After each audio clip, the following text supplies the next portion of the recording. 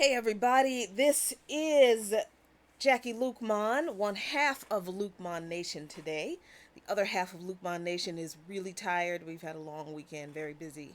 So it's just me today for a few minutes hanging out with y'all, and welcome to another episode of Live in Coffee Current Events and Politics in Luqman Nation, the most dangerous show on social media anywhere.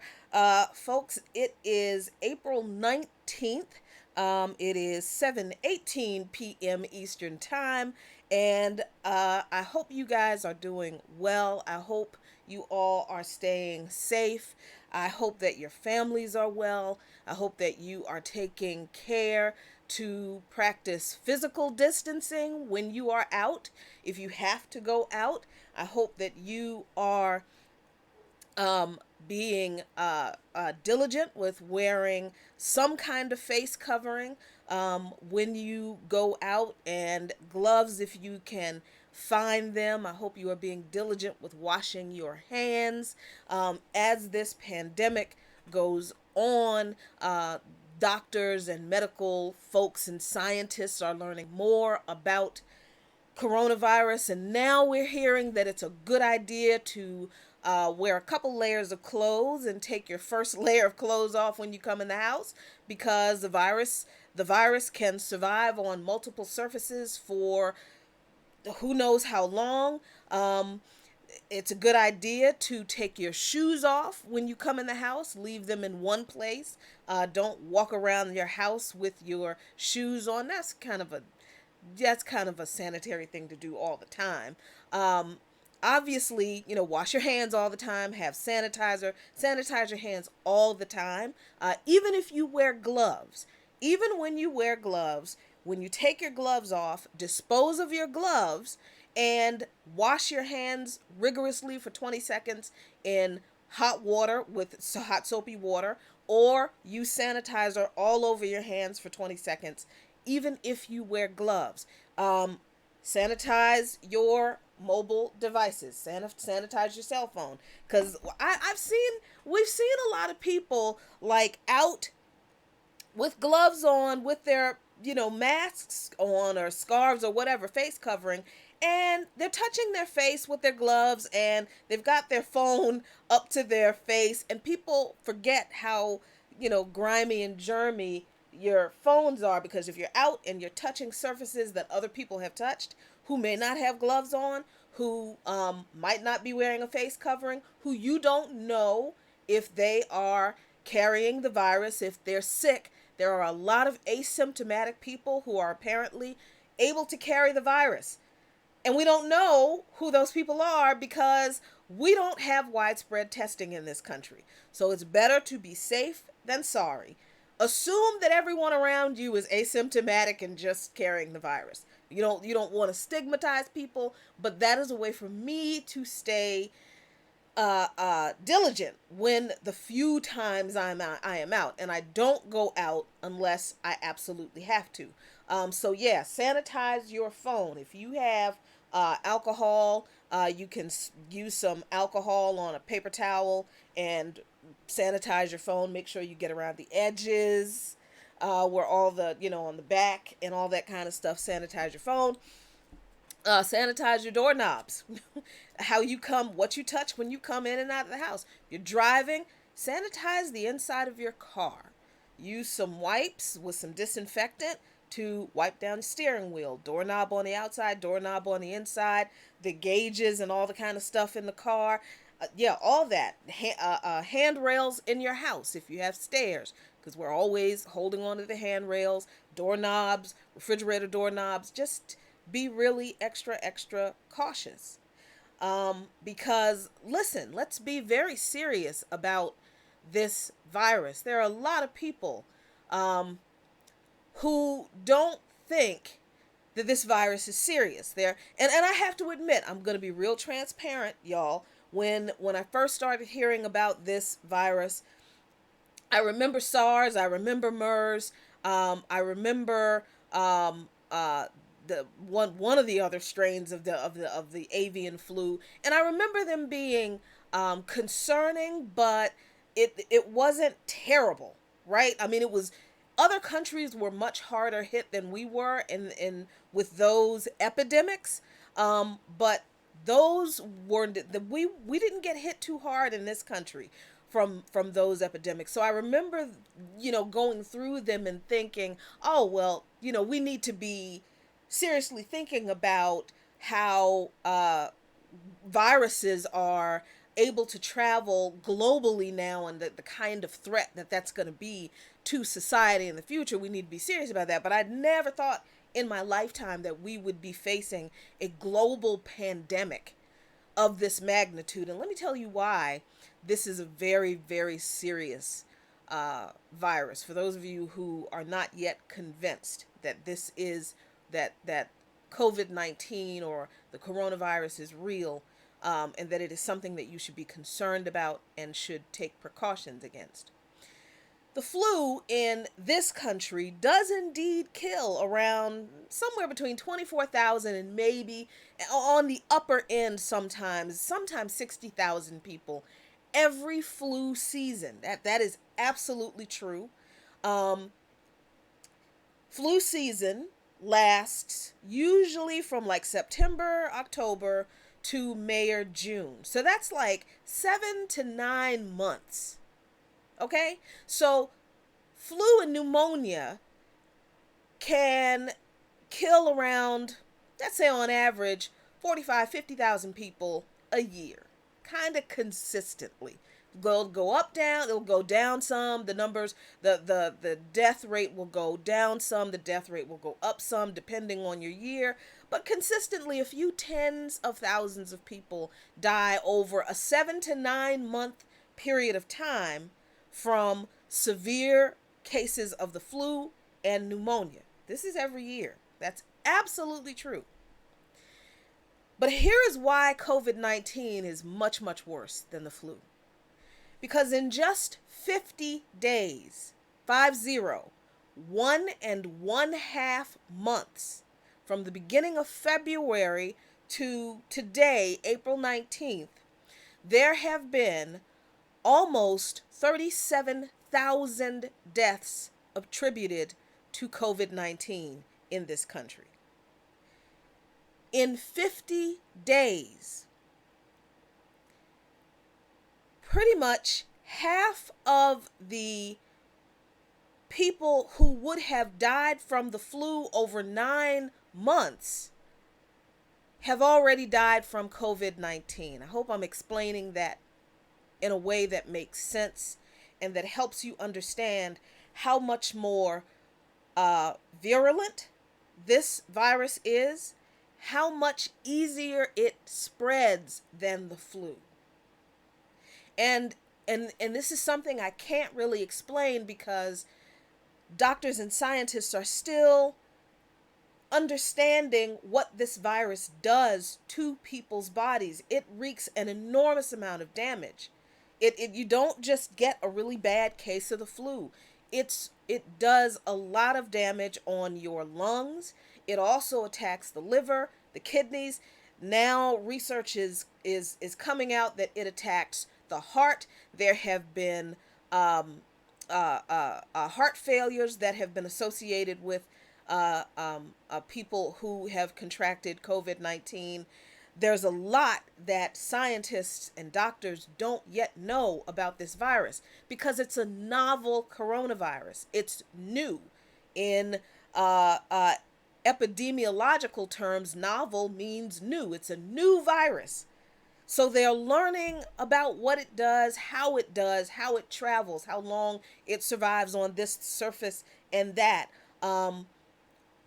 As we're experiencing the spread of it around the world, and scientists and doctors, the academic community are communicating with each other in most cases to compare notes about the symptoms that they're seeing, the progression of the disease in people, what people are experiencing as they are struggling with the disease, and people who die, the conditions that they die under when they're infected with COVID-19, as opposed to if they're, if they have other pre-existing conditions. So I mean, people, I really, really want people to understand that um, while it is true that this government has done some incredibly nefarious things in regard to black people and native people and Latino people, faux show, absolutely. There is no, I have no trust in this government to not do horrible things to marginalized people. But I think what I am sure of is that white supremacist capitalists are not going to sabotage their own economy to kill a bunch of black and brown and native folks. That's not what they're going to do. They'll spend a little bit of money to do that, sure, but to wreck their whole excuse me, actual economy just to kill us off? No, that's not what they're going to do. They're not going to lose all of their money just to get rid of us. No. Now, there, I think, is some validity to some people's concerns that maybe as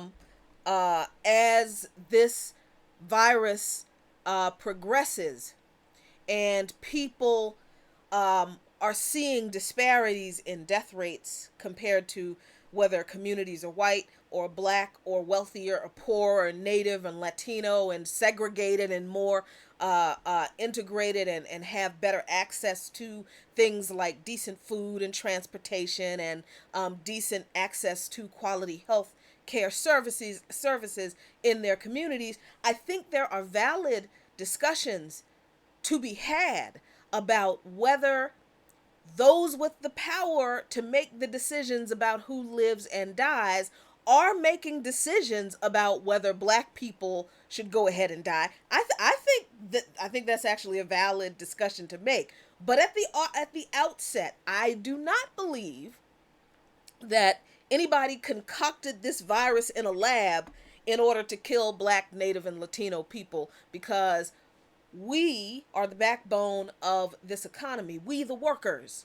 And this is something that I hope that a lot of working class white people are coming to the realization of. And when we're seeing this with the strikes that are being organized across the country in the industries and in the companies where people are still having to show up for work every day in person because they're essential and that their jobs do not allow them to work from home. The bus drivers, the food processing plant workers, the fast food workers, the grocery store stockers, certainly the nurses and the doctors, the truck drivers, the migrant farm workers who are harvesting the vegetables we still eat. All these people are realizing some of these, and a lot of these people are white. Not all of them are black, but black and Latino people are overrepresented in these service industries, these low-wage, in-person service industries. And people, I hope, are waking up to the realization that we run the economy. We run this joint. Jeff Bezos does not run the economy. He owns a business. But if everybody and Amazon walked off the job, then yeah, Bezos could say, well, there are a lot of unemployed people. I could, just fill those jobs again. But that would just be another wave of angry employees who are realizing, hold on, you are forcing us to work in an enclosed space with no personal protective equipment that you provide us that we don't have to pay for. We don't get sick paid. We don't get sick time. We don't get paid time off.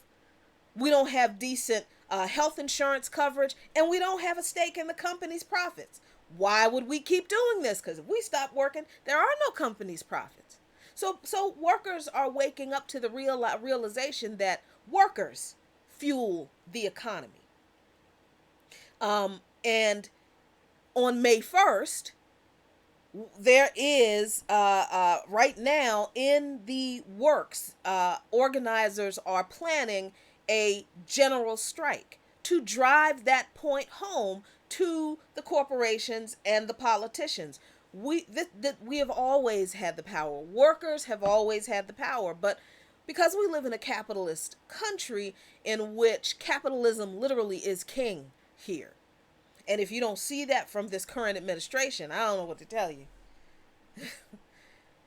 Capitalists have convinced us workers that it is the business owners who run things. It is the business owners who have all of the power. It's the business owners who call the shots. And they're the ones that we have to do the bidding for. But that ain't the case. That's not the case. I understand that in a capitalist society, in any society really, people need to work to earn a living, and I'm not mad at anybody who has to go physically to a job, no matter what it is, so that they can continue to earn money, so that they can take care of themselves and their family. Because we live in a capitalist society, the government in this capitalist society is not going to use the profits that these corporations and the government has to meet the needs of the people in this difficult time. So they make this ridiculous argument that, oh, we need to open the economy back up. And it's not based on anything other than corporations losing their profits.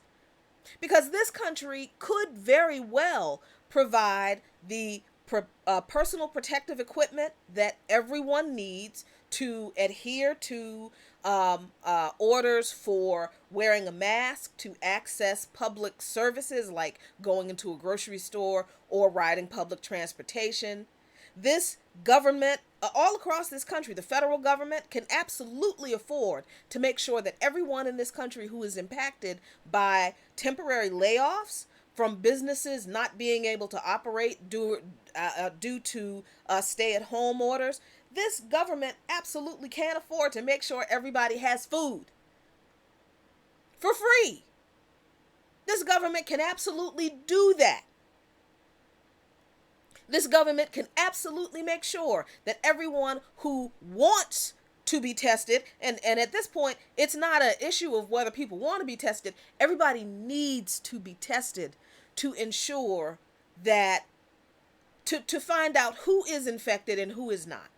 Because again, asymptomatic people are able to carry the virus and spread it to others. So there are people walking around who, through no fault of their own, because they don't know that they're sick, because nobody's been tested. 1% of this population in this country have been tested. 1%. It's 330 million people in this country, folks. 1% of that population has been tested. So through no fault of their own, people are walking around not having any symptoms, not realizing that they are carrying the virus, not realizing that they're actually sick, and they're spreading the virus to other people. This is not in the greatest nation on earth. But see, capitalism is being exposed as the hateful, exploitative, insufficient, just inhuman vehicle that it really is. Because capitalism is the only reason that the government is not providing you and me with the kinds of things that we need to safely endure this global health crisis at no cost to us. That's the only reason they're doing it, because they can't make any money off of it. And so what the government does on a federal level and on a local level, let me make sure that this is, there we go.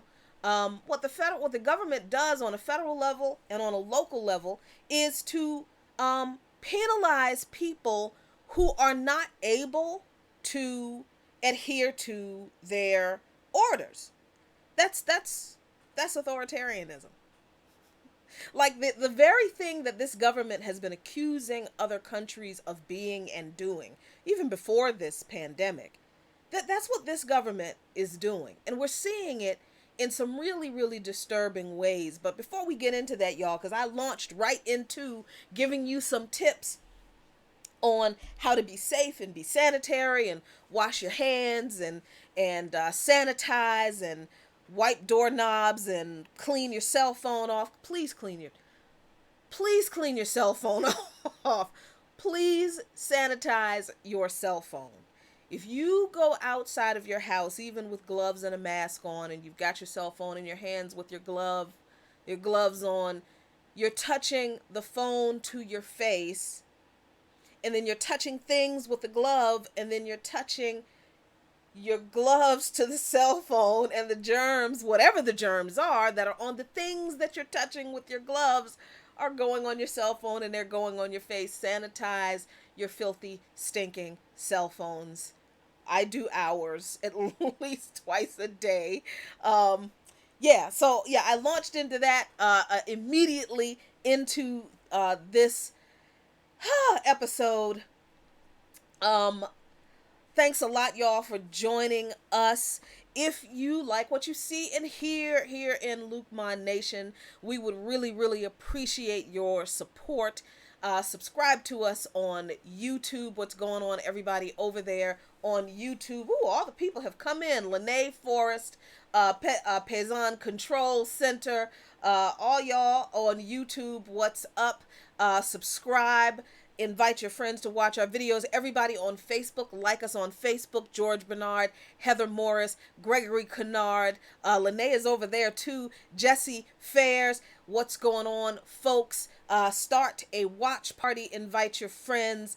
Absolutely, if you like what you see and hear here in Luqman Nation, consider becoming a patron. We are getting so much better with putting up regular content on our Patreon page. And starting this week on Wednesday, there will be patron-only live streams. That's right, y'all. Our midweek updates will be patron-only. You can only access them on our Patreon account at patreon.com/Luqman Nation. LuqMannation. All right, so let's get into this thing about authoritarianism. Because I'm seeing some really frighteningly disturbing stuff from people, especially a lot of black people, where they're sharing videos and celebrating the police aggressively enforcing, these mask orders and the social distancing, which is really physical distancing. I really just hate that term, social distancing. I think it's kind of silly. I think it's inaccurate. But that's just my weird thing.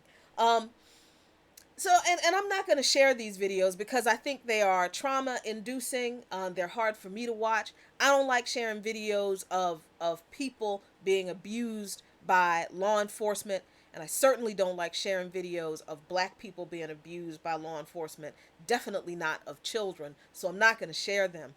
I'm just going to tell you about them. People were sharing a video of this little boy in New York City where NYPD dragged this little boy, literally arrested this child, dragged him away from his mother. They were selling snacks on a subway platform in New York City, and the cops arrested this child, dragged this crying, screaming child away from his mother, took him down to the station.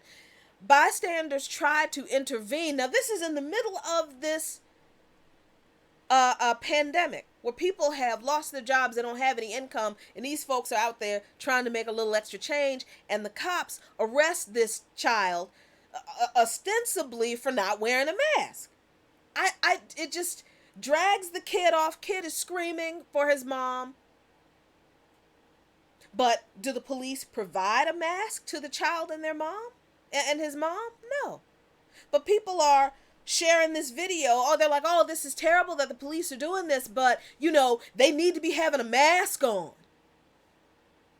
And then there are the folks, black folks, who are sharing the videos of the cops in, I think there was one video in California, and then there was another video, I think it was here in D.C., where the cops come and aggressively break up a large block parties. Nobody's out wearing masks. One was like a birthday party for a little kid. I don't know what kind of party another one was. But the cops come out in force with the sirens, and they've got, with the hands on their weapons, and they're being aggressive. And are the police handing out masks? Are they imparting information to people as to why this behavior is not safe? No, what they're doing is they are aggressively policing people's behavior for not obeying orders of stay at home and wear masks in public and to socially or physically distance. They're not providing any materials so that people can do that. They're not providing any information so that people can understand better why they can do that. No, they're just criminalizing people for not doing it. But they're only criminalizing some people. See? Because there was another video that supposedly came out of Northeast DC here where the police literally like ran up on a bunch of young black brothers, young black kids hanging out on a nice day, all up in these kids' faces in the midst of them, allegedly because they weren't socially distancing. Well, none of the cops had on masks either. And that was something that I noticed in most of the videos that folks have been spreading around, talking about, black people need to be locked up because of their dumb asses. They're out here with no masks and spreading disease and all this kind of stuff. But half the cops don't have masks either. So I guess they dumbass is spreading disease too. Only it's okay if their dumbass is spreading disease because they are the law enforcement arm of capitalism that criminalizes people for not obeying. But only some people. So you've got black people sharing these videos, celebrating the police, responding to, what may be some people just being knuckleheads, what may be some people not really understanding how serious the situation is, what may be some people not believing that the situation is serious. You got black folks who are oppressed celebrating police aggression against folks, police locking people up, police issuing people fines, dragging people off buses. I got into it with a personal friend of ours over a video that came out of Philadelphia where the police literally physically pulled a man off of an MTA, a city bus, public transit bus, because he did not have a mask on. And at the time, all of that video had not been posted. The only part of the video that we saw at the time were the police dragging the man off the bus. And I was saying to the personal friend of ours, of mine in Abdus, that look, this is wrong. If the police are not going to provide people masks in order to adhere to the order to wear masks on public transit, or else you can't get on public transit, how is that helping? How are they helping? By criminalizing people. I mean, because we don't know what that man's situation is. Excuse me. And the response that I got was, well, he's ignorant. You can get a t-shirt. You can make a mask. You can do this. Because when we have it a little better than the next person, when we feel safe that we have what we need, we don't look at other people who don't have what they need and consider that maybe there's a reason they don't have what they need. Maybe the reason is they really cannot get what they need. Maybe they don't understand. Maybe they need some help. But as soon as we feel like, some of us feel like we're comfortable, that we're good, we all right, then we start looking down on folks who are still out there on the margins, who are the targets of the law enforcement arm of capitalism, which is the cops. Because the cops aren't here to protect and serve. Not in this country. They're not here to protect and serve us. I don't care what they write on the side of their police cars. Because if they were here to protect and serve us, then they would be handing out masks. That doesn't have to be the fancy N95s. They could be handing out, these little blue ones.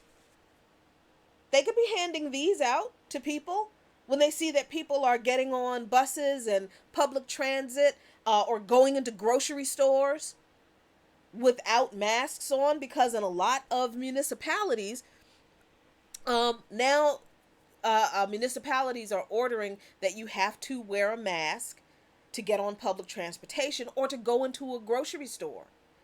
So if that's the order, then why are the police not being utilized to provide people with the means to adhere to the order so that they can get the things that they need, so that people can go grocery shopping, so that people can get on the bus and get to where they need to go.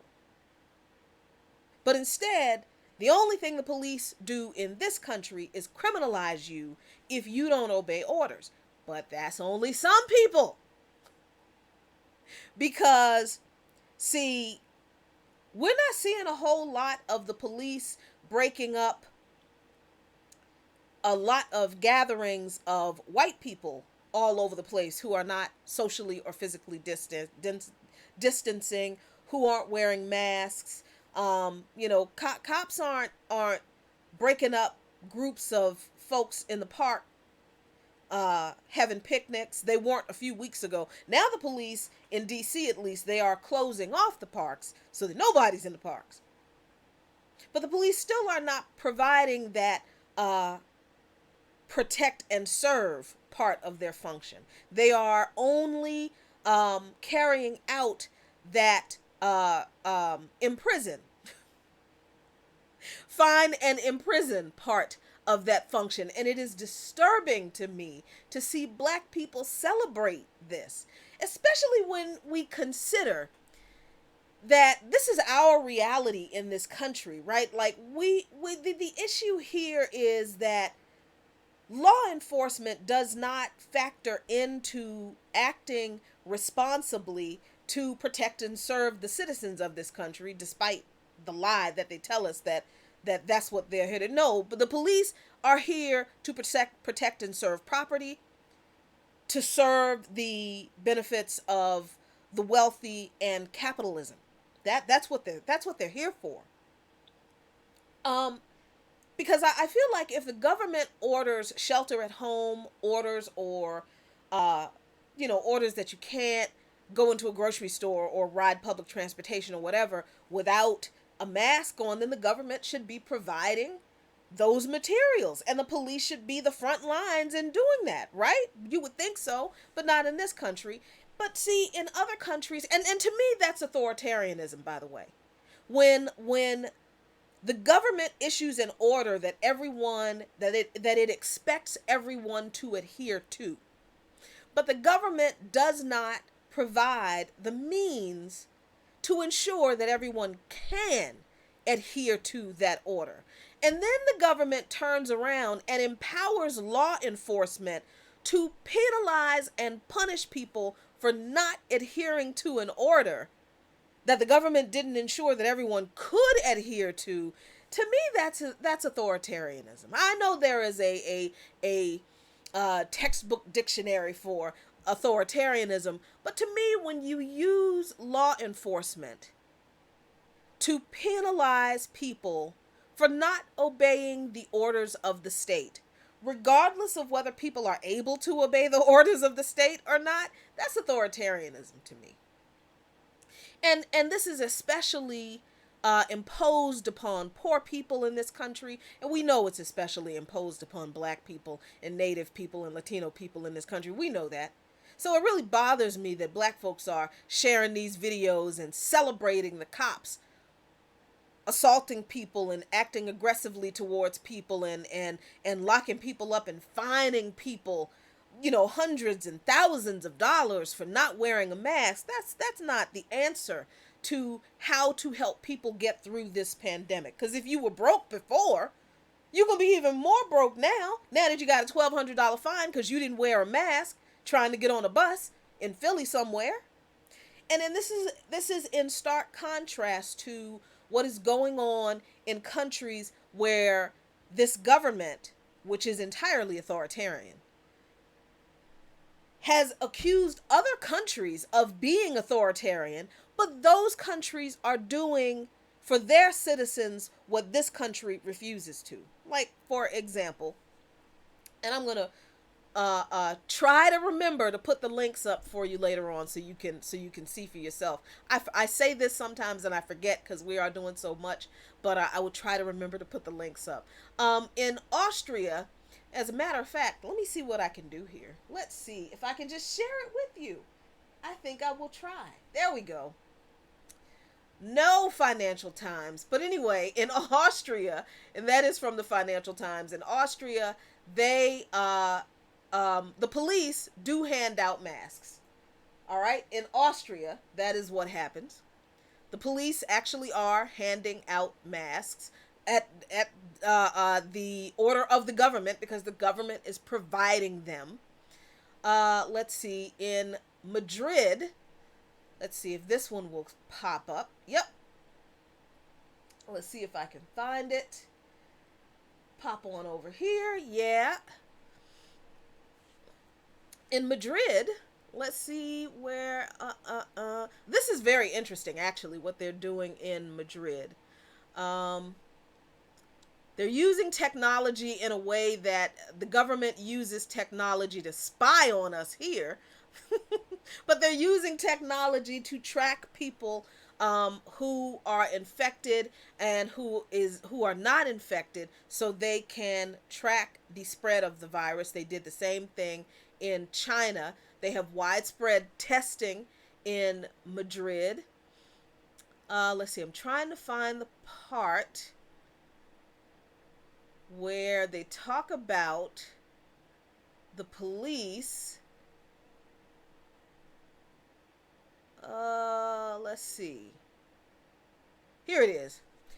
Nothing normal is not the goal. This is in Madrid. One question we asked the experts we interviewed is, what would it take to put 5.4 million people back on the New York City subway every day? Invariably, all the experts said masks. Masks, especially when we're talking about homemade ones, are not going to be perfect at preventing infection, but they can help reduce transmission. Face masks are the only option in situations where social distancing cannot be practiced, said a representative from the University Medical Center in Hamburg, Germany. In Madrid, because this is true everywhere, that masks are the key to controlling the spread of the virus in public. In Madrid, police handed out masks for riders on public transit as Spain announced a partial return to work in certain sectors of the economy, including heavy industry and construction. This was on April 13.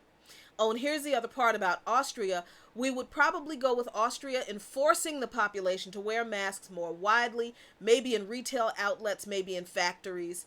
And in Austria, as I said, the government hands out masks because it is a requirement to wear masks. So in countries where the government recognize that the police are there, yes, they're there to fight crime, but they're also there to provide a public service. The police are actually being used to provide a public service and hand out masks to people so they can access the public services that people need. Well, look, not only are countries using the police to help people manage, and this was in Madrid where they've already partially opened the country. In this country, you got people talking about opening up the country, but ain't nobody talking about how people who are going to go back to work and go back to shopping are going to be able to protect themselves with this open economy. Because they expect you to take care of that yourself. That's what capitalism is. Capitalism is not going to provide anything for you. And then they turn around and they say that socialism is evil, that socialism is bad, and that socialism robs you of your liberty. That socialism is authoritarian and they take away your choice and your rights. But countries that have strong social safety nets, that have a stronger socialist faction or socialist sector of their economy, they're providing their people masks at no cost, or if they are providing those masks at a cost, then they're doing what South Korea is doing. Let me show you what South Korea is doing. South Korea is not a socialist country. It is a capitalist country, but it also has a strong social safety net. But South Korea employed neighborhood pharmacists, and the government intervened in taking over the manufacturing sector to get manufacturers to make masks for the people in the country. This is in the New York Times, and yes, it's an op-ed piece, but it is a snapshot into what the South Korean government has done. So let me see if I can go down here and find the key part. So just like everywhere else in the world that has been facing this outbreak, South Korea had a crisis with a shortage of masks. But what happened? The central government decided to intervene in production and distribution at the end of February. You know, that whole month of February when this government did nothing for an entire month.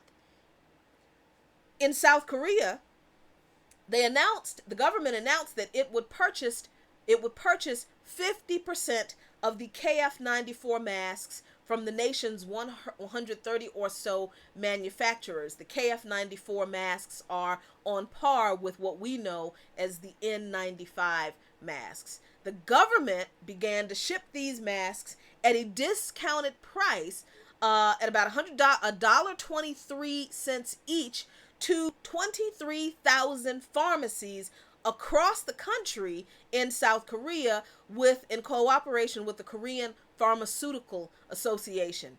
Now, the government mandated that the pharmacies would not make a huge profit off of selling these masks. They would earn no more than a few dozen cents on each sale. A few pharmacies even reported losing money because of credit card fees, but the pharmacy owners embraced their role in the epidemic response. Licensed pharmacists, the government realized, were ideally placed to answer questions about COVID-19, give instructions on social distancing and proper use of masks, and refer sick people to field testing stations and hospitals.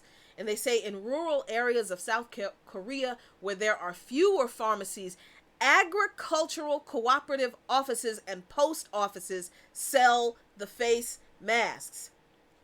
So pharmacies were already in the middle of the very effective coronavirus response in South Korea. Pharmacy in almost every neighborhood in many cities. In most cities, most people have access to pharmacies. Nobody had to wonder about where they get a mask from. They just go down to the pharmacy, and there was no price gouging because the government forbade it. All right. So then, as the virus spread got worse, and it's not because South Korea was doing anything wrong, it's because that's how viral outbreaks work. On March 5th, the government realized it had to step up production and distribution. So, trying not to copy everything on this page, and it's not. There we go.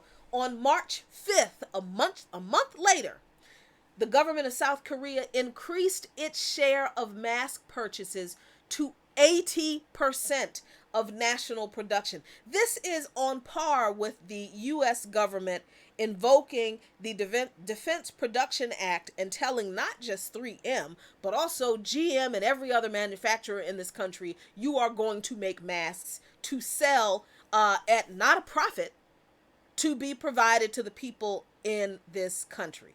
That's what this is without an additional legislation needed. The central government in South Korea just did it. The following day, Miss Yu, who is one of the pharmacists who is highlighted in this piece, received a text message from the president of South Korea, Moon Jae-in, addressed to the pharmacists of Korea. In addition to expanding mask manufacturing, the government was about to start a new rationing system. The government implemented the rationing system, saying that 70% of all masks acquired through the public distribution system will be sold at pharmacies. Pharmacies are the primary on-the-ground mode in our public health system. All citizens and registered non-citizens All citizens and registered non-citizens could buy 2 masks per week on an assigned Wednesday, depending on their year of birth, a system similar to the one used in Taiwan since early February. Again, during that magical month when this government did absolutely no thing. So that is being done in South Korea. Can you get a mask? I will tell you, that we just ordered, since I am still fortunate enough to have a job and still fortunate enough to get a paycheck. Um, thank God, Sputnik, um, co-hosting By Any Means Necessary, and doing segments for the Real News Network. It is nerve wracking to have my husband still having to go to work every day. He is a truck driver. The good thing is that he doesn't come in contact with a lot of people all the time. But so we are thankfully still working. So one of the first things we did was to order a few boxes of masks and gloves from China, because we don't know where to get them from here. And it may take a couple of weeks to get here, so we have a plan, and we have a plan for those masks and gloves. They're not all for us. But see, if our government provided these materials for us, we wouldn't have to do it. We wouldn't have to do this. Private citizens would not have to take our money and buy anything from anyone else if our government took over the manufacturing and in this country and mandated that the manufacturing sector created masks, gloves, gowns, other PPE that not just regular citizens need, but absolutely that frontline workers need. But we ain't getting that in this country. In the meantime, over in Venezuela, this is I'm sorry, y'all. If this does not make it clear to you the problems with capitalism, I don't know what else to say to you. Because this country has been demonizing Venezuela for decades, just as it has been demonizing Cuba. And we're going to talk about Cuba real quick in a minute. But this country has imposed more sanctions on Venezuela, has sent naval gunboats off the coast of Venezuela as a clear indication that this administration intends to continue in its efforts to forcefully depose and kill, if it can, the democratically and rightfully elected leader of Venezuela, President Nicolas Maduro, who this government, and not just this administration, but the administrations previous to this one, the Obama and the Bush administrations as well, have continually characterized Venezuela as an authoritarian socialist regime.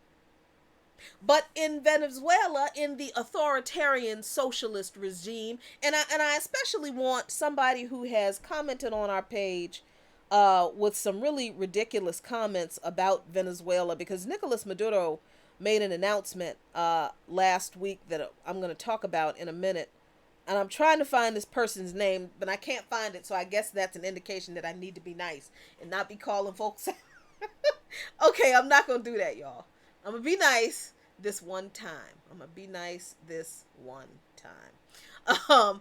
But while this government is calling Venezuela authoritarian,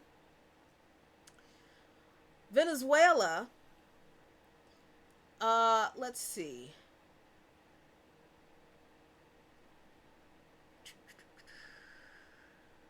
Here we go.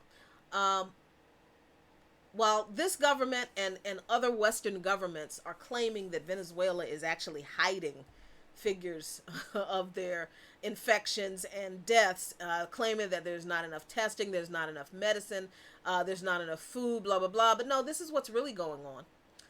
First, international solidarity has played a priceless role in enabling the government of Venezuela to rise to the challenge. Why? Because China sent coronavirus diagnostic kits that will allow 320,000 Venezuelans to be tested, and a team of experts and tons of supplies.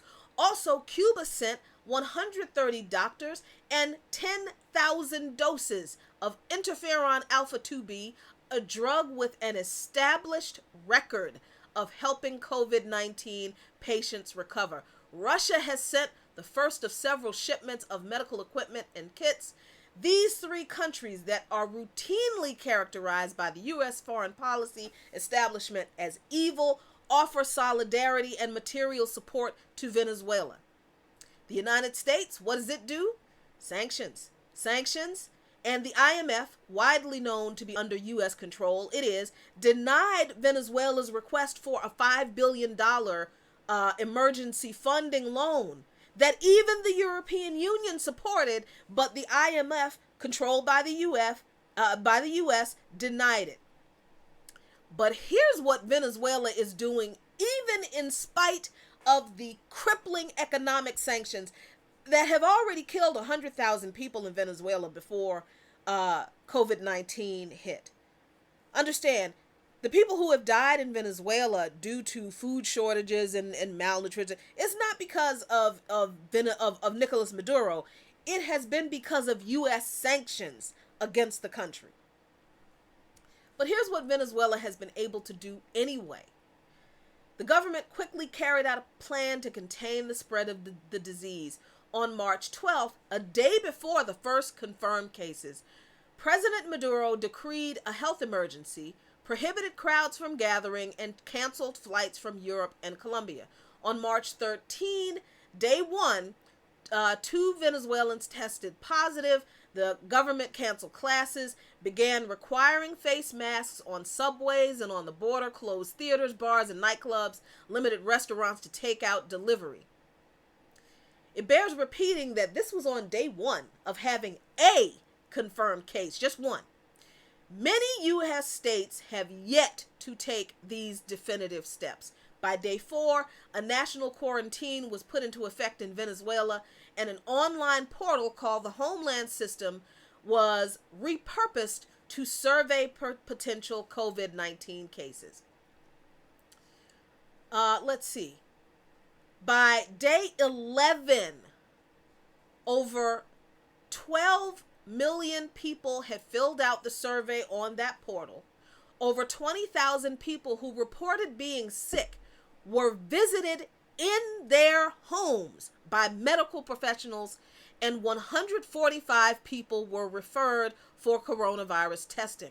The government estimates that without these measures, Venezuela would have 3,000 infected people and a higher number of deaths. Third, the Venezuelan people were positioned to handle a crisis.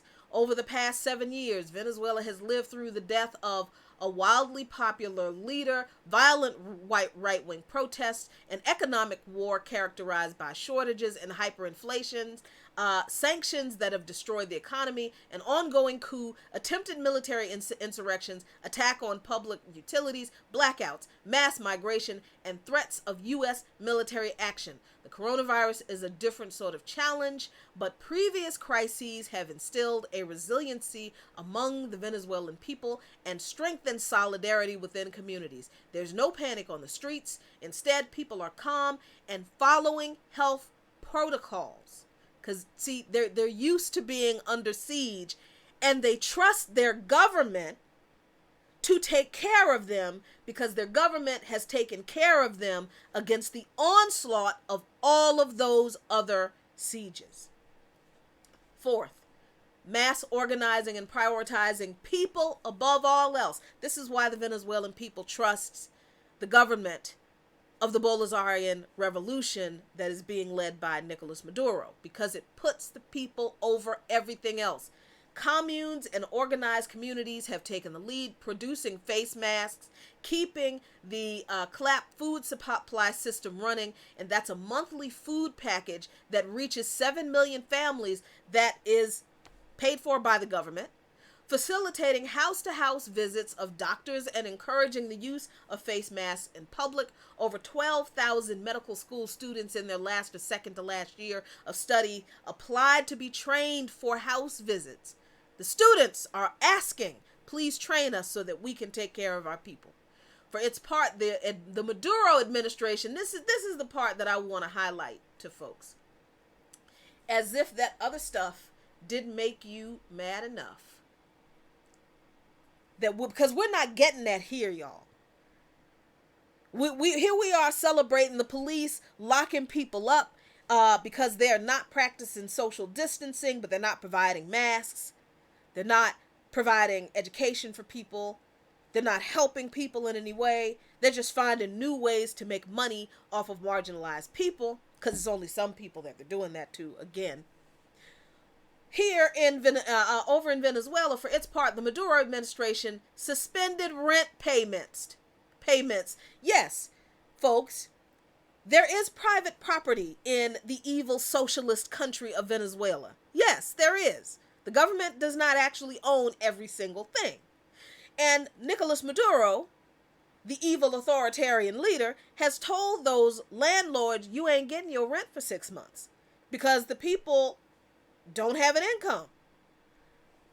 He has instituted a nationwide firing freeze. That's not happening here. He gave bonuses to workers. That's not happening here. Oh, you think that little $2 an hour in hazard pay that Amazon workers and some grocery store workers is a bonus? Oh my God.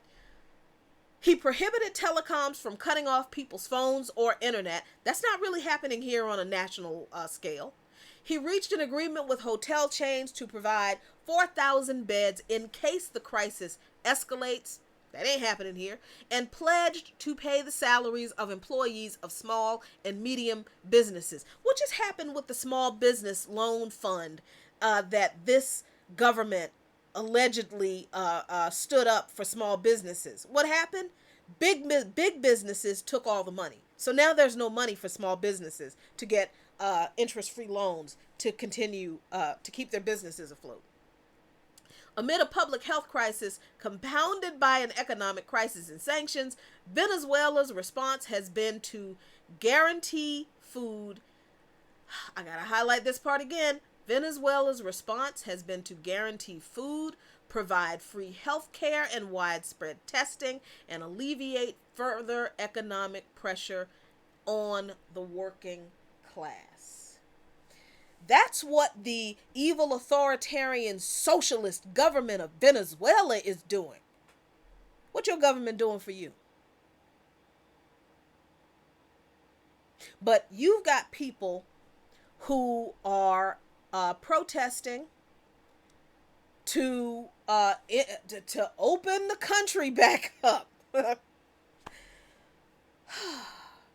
And these people are holding up these weird signs talking about what was it? Social distancing is communism? What?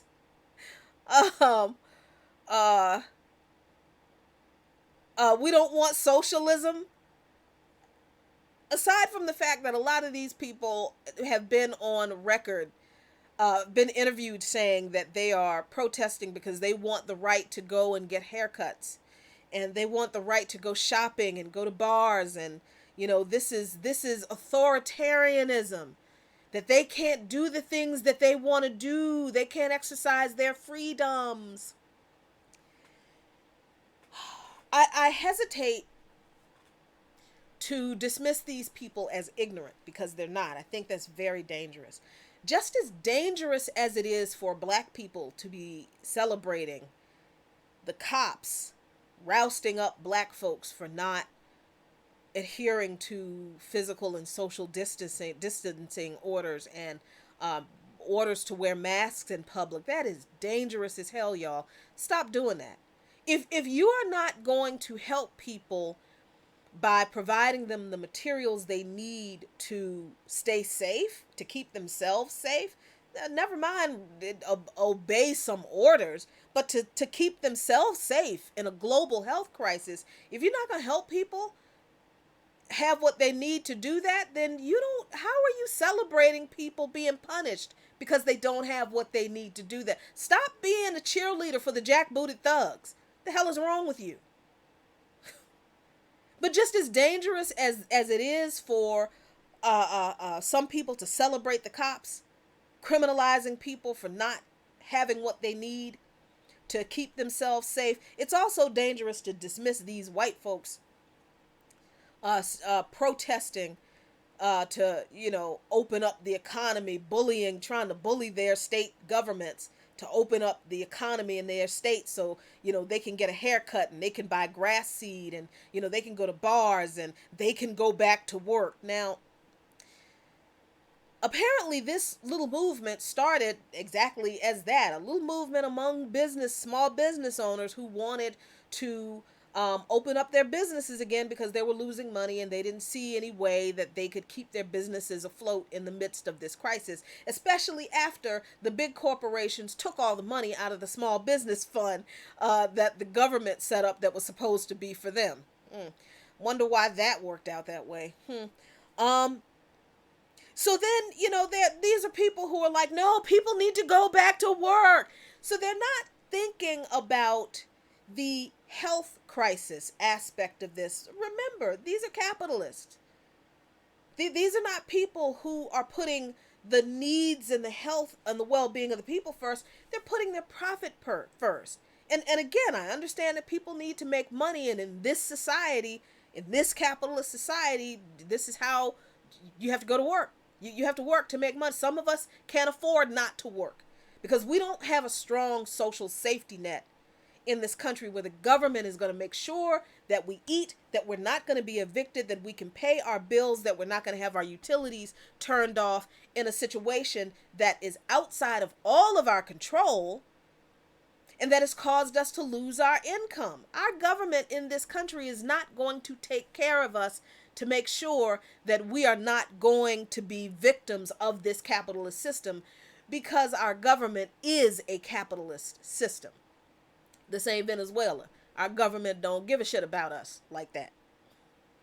So you got these people who are just capitalists. They are looking out for their capitalist interests, talking about how they want their businesses to be opened again. And what they're really saying is they want people to come back to work. It's not that they necessarily want to go back to work. One or two of them might be in their shops, but really they want their employees to come back to work so they can keep making them their money.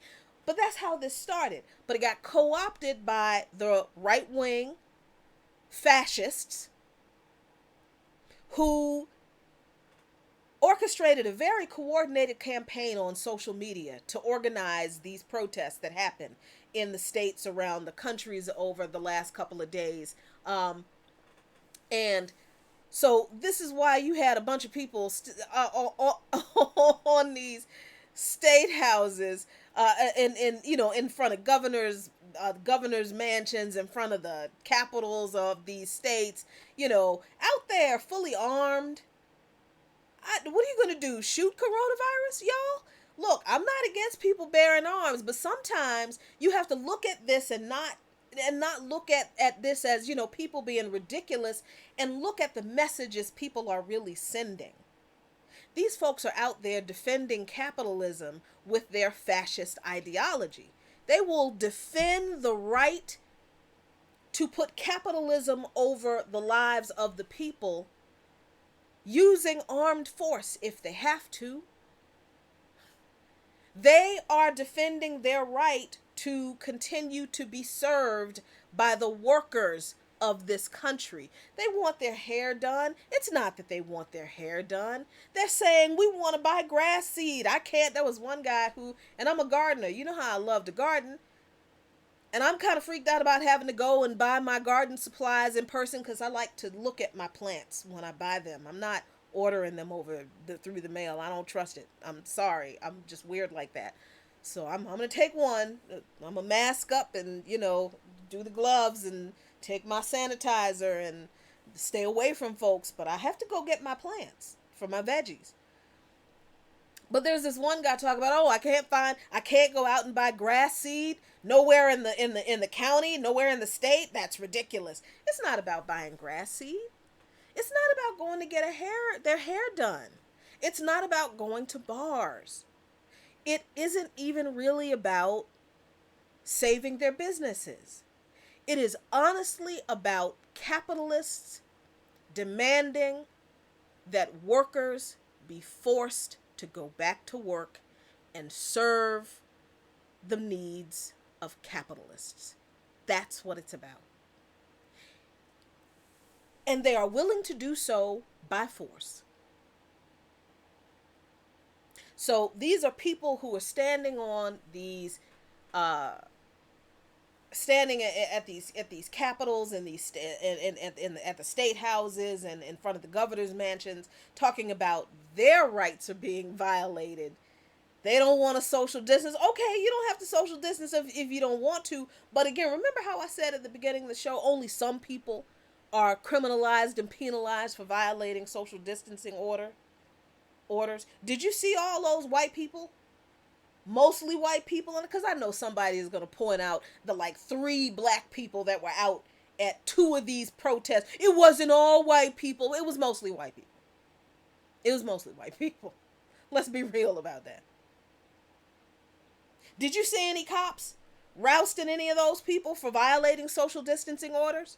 Did you see the cops ticketing any of those people, fining any of those people for violating the order to wear masks in public, where those orders are in place, where those people protested? Did you see in Michigan where any of those people were arrested by the police, were pushed off, told to move on by the police when they intentionally blocked the entrance to a major trauma center hospital in Michigan? Did you see the cops intervene in any of those actions? No, you didn't, because the authoritarian arm of capitalism only penalizes poor and marginalized people for refusing to obey the orders of capitalism. That's how it works in this country. That's what the cops are here for. The cops are on those folks' side. Because, see, the police don't care whether poor folks in the hood, in the barrios, on the reservations, have the materials that we need to be safe for ourselves. So they don't mind locking us up. They don't mind fining us because we don't have those materials. But they're not going to bother those people because they see those people as exercising their rights. And the implicit or the explicit message is they have rights that they can exercise any way they choose, and we don't. And they know it. That's why they knew they could do that and stand out there talking about their rights were being violated. The right that they are claiming they are exercising that is being violated is to order you and me, the working class, to get the fuck back to work so they can be served. That's fascism. That's authoritarianism. That's what those protests were about. Don't call those people stupid. They weren't stupid. They're not stupid. They are way more in tune and adept to the situation and the role of capital and the authoritarian nature of it and who it favors in this country than a lot of you are, who've been sharing these videos of the cops rousting black folks and poor folks and celebrating that foolishness. They are much clearer about that than you are, than some of us are. I need to take a little drink of tea. Excuse me.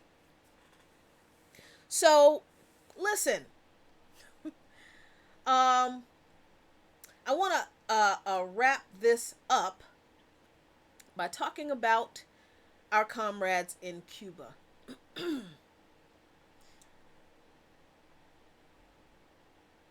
Hop on over here for a minute. This is from Jacobin magazine. Now I got problems with Jacobin magazine because some of their analysis is a little weird sometimes, but you know, look, this is a good article on Cuba's coronavirus response because it is a part of what we're talking about today. Aside from this part, this is the issue I have with Jacobin. It's not just the right that caricatures Cuba as totalitarian. The left does it too. The alleged Democrats, the alleged left does it too in this country. So Jacobin is really incomplete in its analysis sometimes. But as we know, Cuba has always sent its doctors around the world to respond to all kinds of natural disasters and health crises. All around the world, and they've done that for decades. I mean, the United States turned away doctors from Cuba when they came here to help with Katrina. And now we've got Katrina on steroids all across this country, and the United States is now threatening other countries with economic sanctions if they accept assistance from Cuba.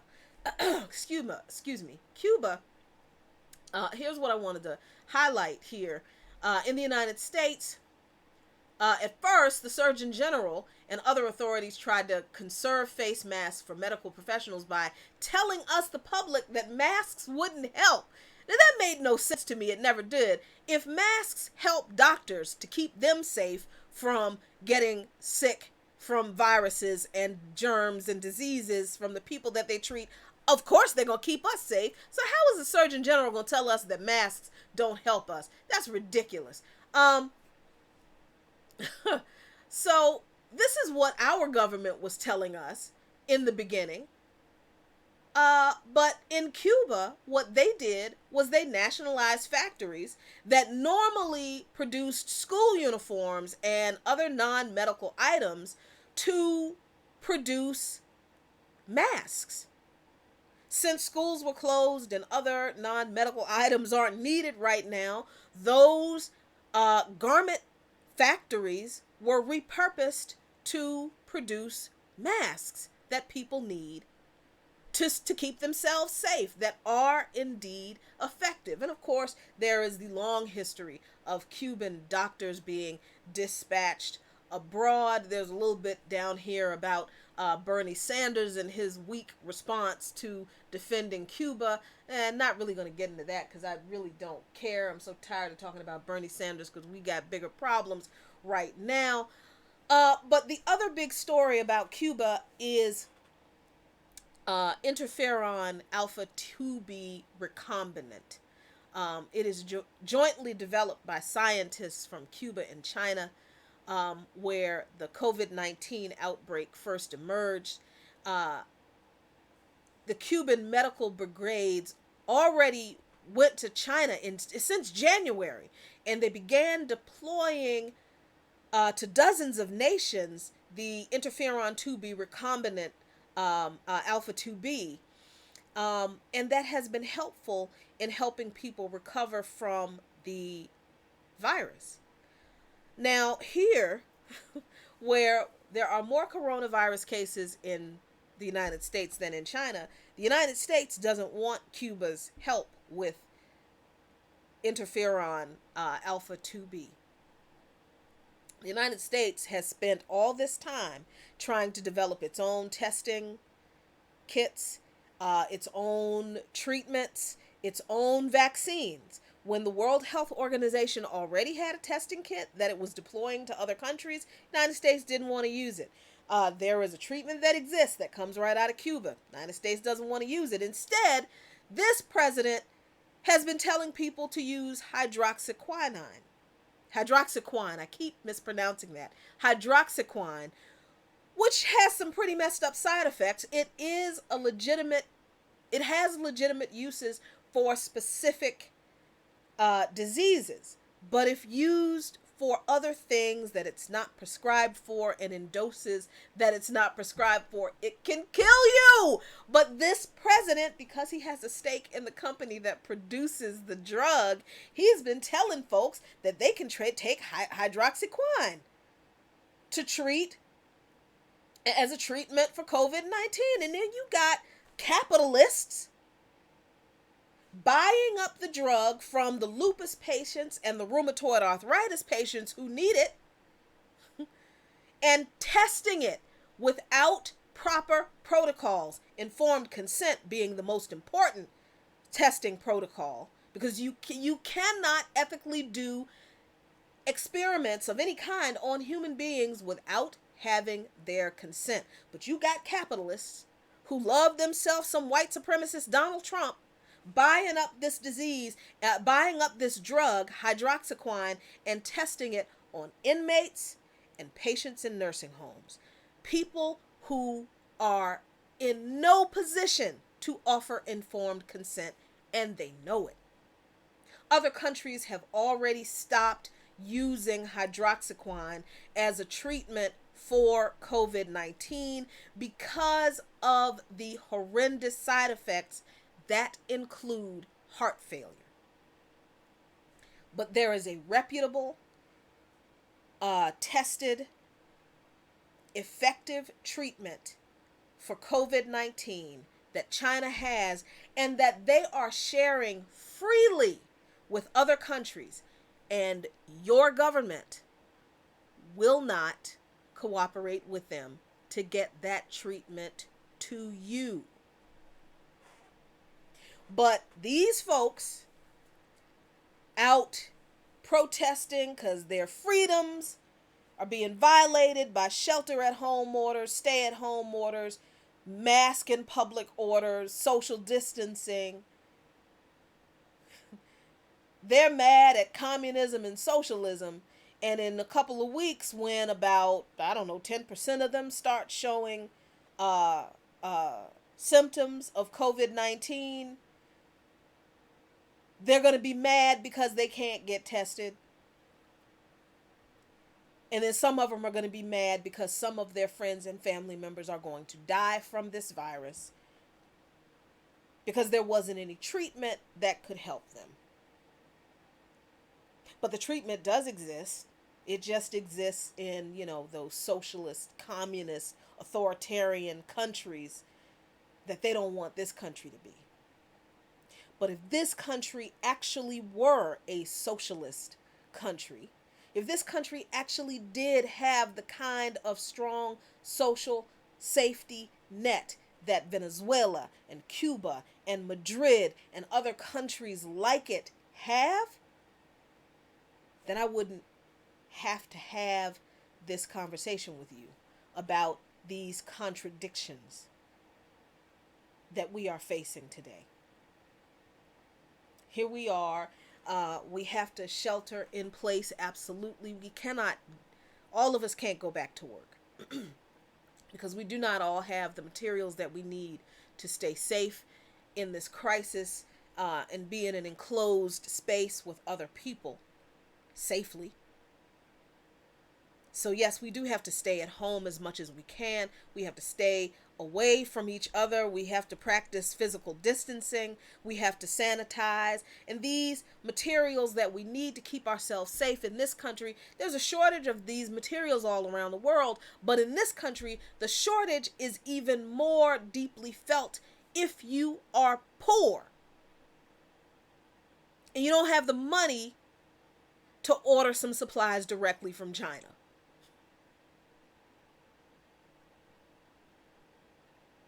Because your government isn't providing these things for you. Your federal government is not telling the mortgage companies and the landlords, you're not getting your rent for 6 months. The government is not ensuring that you are getting money every month so that you can pay your bills. The government isn't telling the utilities, don't shut people's lights and water, cell phones off for 6 months while we get through this thing. The government is not making sure that you have food at no cost to you. That's not what our federal government is doing. The federal government is now blaming the World Health Organization and still blaming China for lying about the extent of the virus in China, while we are just around the country in New Jersey, in I think New York, and somewhere else, people are discovering piles of dead bodies hidden in on-site mortuaries and other places at nursing homes. In this country, we don't know how many people actually are infected with the virus. We don't know how widespread the outbreak in this country is, because there is no widespread testing that this government is providing for you and me. There's a testing center at the hospital right down the street from us, but the criteria to get tested is so stringent. You have to be showing particular symptoms, and you have to get a referral from your doctor that says that you should get tested. And then even when you have the referral from your doctor, if you are not showing particular symptoms, you still may not get tested. And if you don't have health insurance, you don't have a doctor. So even if you are showing symptoms, you can't get tested. So you just have to sit at home and tough it out and hope that you don't die from this disease and infect other people around you. That's what this country is. And in the meantime, if you go to the grocery store without a mask on, you could get a fine, a ticket, or arrested. If you are in public, try to get on public transportation in some places without a mask on, you could get a fine, a ticket, or arrested.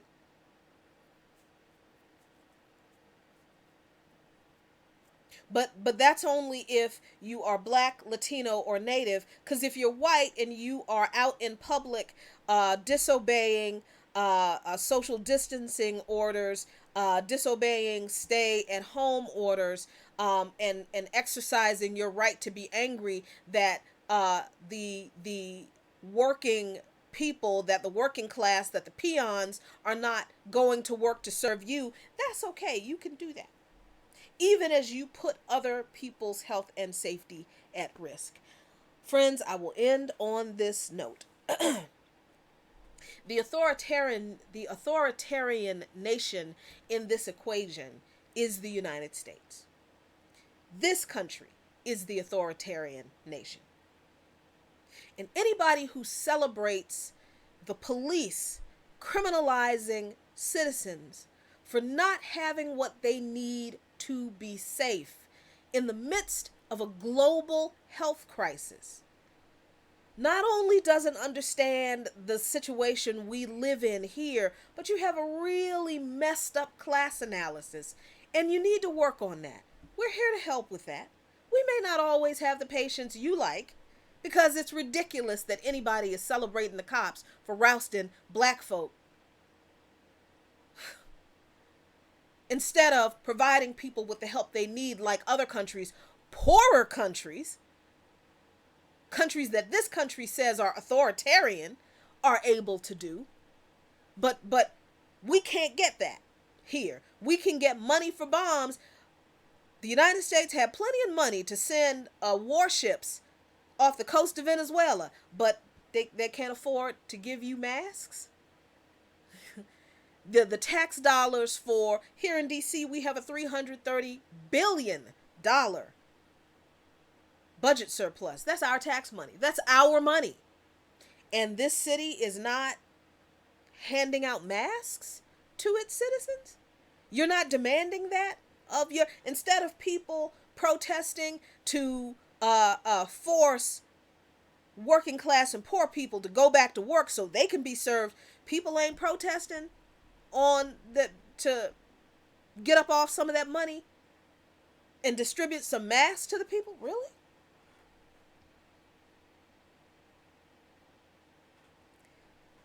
May Day, May 1st, 2020, general strike. This is the time. So that's the show for tonight, ladies and gentlemen. Thank you so much, fam and friends. Zach Mills over there, I see you joined us on YouTube. Kai Watts, thank you so much for joining us on YouTube.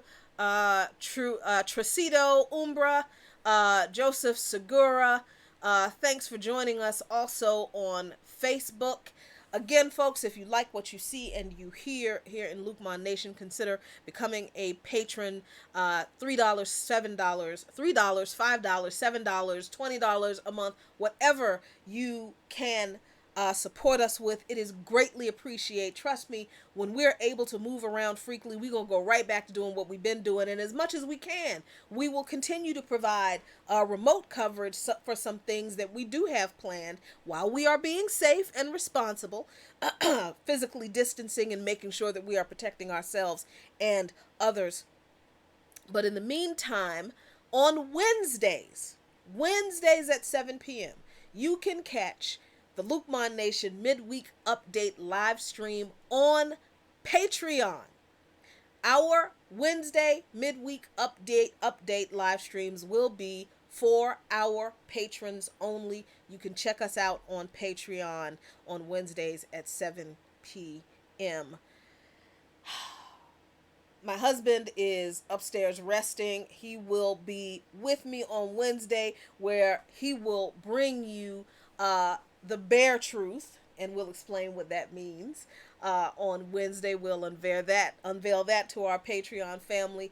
But in the meantime, until next time, y'all, be very, very good to each other. Be safe, be careful, be well, and as always, peace, but only if you're willing to fight for it.